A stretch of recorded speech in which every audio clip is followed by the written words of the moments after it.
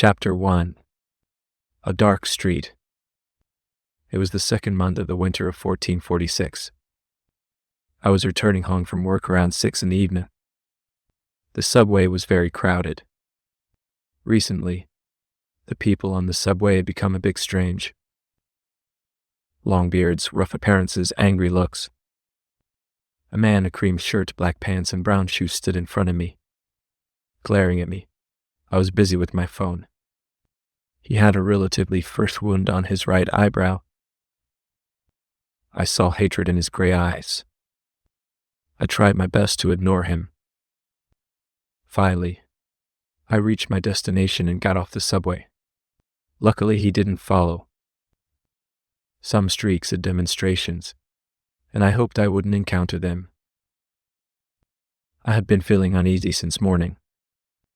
I didn't know why today was no different from yesterday, or the day before. Back, I wasn't feeling well. Last night, I had a dream that a dog with a burnt face attacked me and bit my flesh. I still felt uneasy.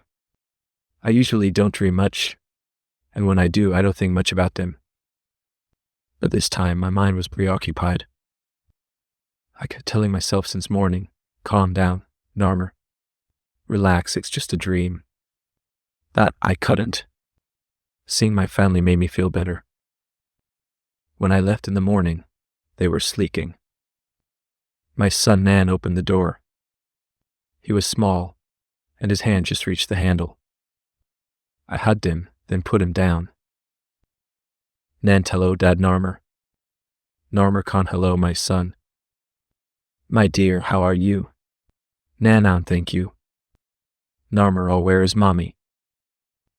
Nan, hi, and Daru. I went to the bedroom to see Newt, my beautiful and dear wife. She was lying on the bed. Narmer, hello, dear. How are you?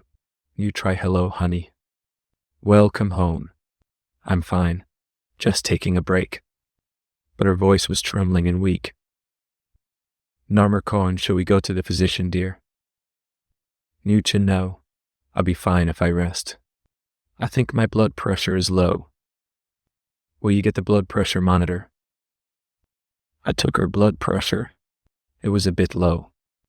I brought her 3 chocolates. Nan, too, Dad. Can I have one too? Namra, yes, my dear, bring it to you now. Hugh felt better after eating the chocolates. I made dinner. I was make Kashri well.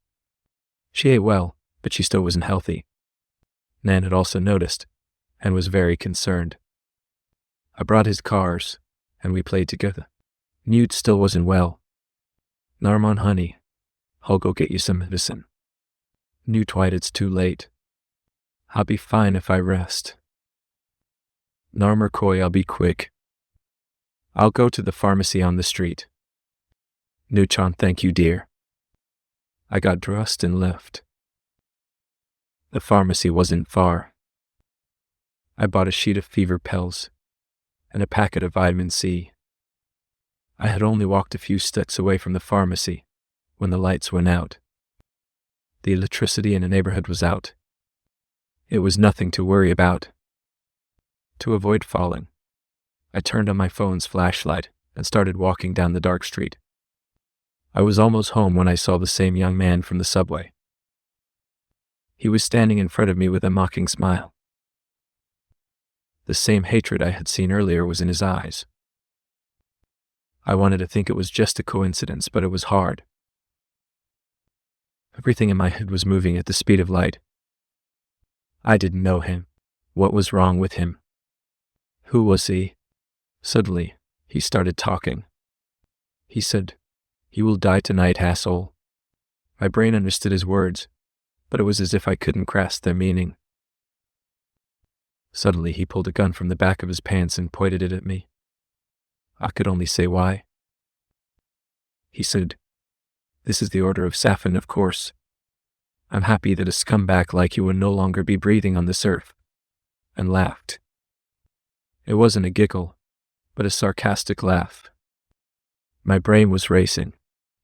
I begged him, "You have mistakenly. I neither know you nor Safin. You must be looking for someone else."